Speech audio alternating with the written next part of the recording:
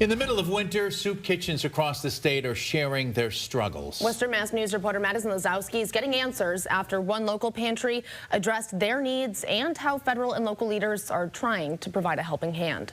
Come here any day at 4 o'clock and you'll see the line.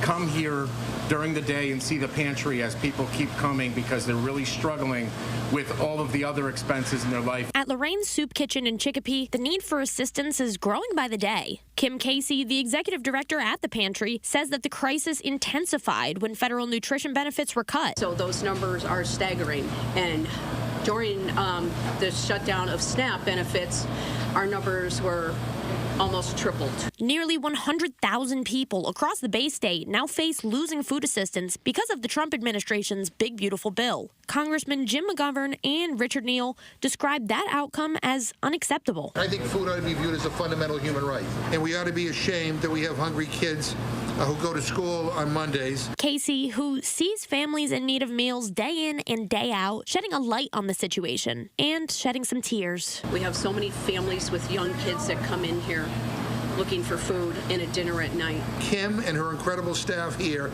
should not be expected to bear the brunt of America's hunger crisis. So while the congressmen continued their persuasion efforts on Capitol Hill, Lorraine's will continue to make a difference in the fight against hunger. Reporting in Chicopee, Madison Lazowski, Western Mass News.